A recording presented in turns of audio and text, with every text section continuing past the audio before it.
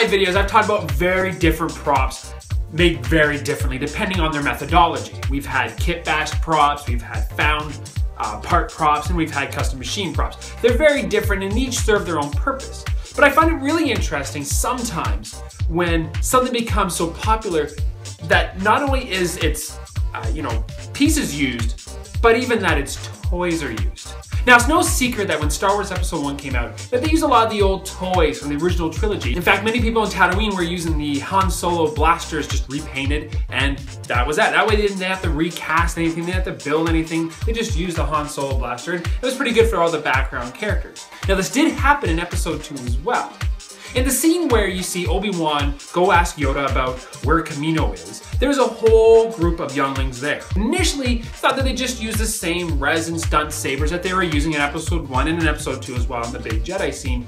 However, that only was partially true. Now, there's a couple of younglings in the background that were using, the Ki-Adi-Mundi lightsabers and a couple of, indistinguishable ones. But two of them stood out amazingly to me, and each of them are different based on those kinds of different props.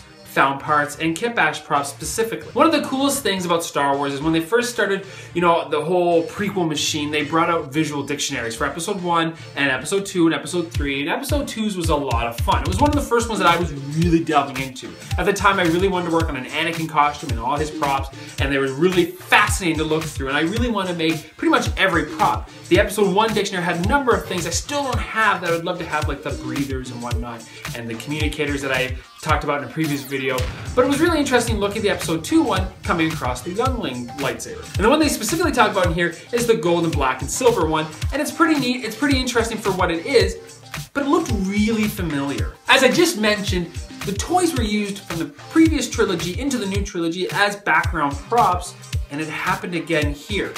Now, what happened is in Episode 1, there's a couple of different deluxe figures that came out. You had just standard Obi-Wan and Qui-Gon and Darth Maul and Amidala and whatnot, but then they came out with these really cool battler versions. These ones had a lightsaber stuck to the back, and then they were, would swing the lightsaber so you can do an epic fight battle thing. And it was pretty neat and cool, but if you look really closely at the Darth Maul one, which I'm gonna put up right here, it looks very familiar. So what they did is they took this, cut off the little prongs, sealed it up, added on a little bit on the bottom, and created a Youngling saber. Now I have two here I'm showing. As you see, they're pretty much, one-hand versions for an adult, but for a kid it would be two hands. And I did use the visual dictionary style, which does show up in the movie as well, gold and silver and black version. And then here's a raw cast. Now this is one that they just happened to come with two of them. It was really cool. Like I mentioned, it is a Darth Maul lightsaber. But it's pretty neat. There was a couple different versions in the film of this, so they cast it and they did an all silver version, they did a black version and whatnot, but this was seen by a number of kids. So this was actually based on a Darth Maul toy, and that's just kind of cool.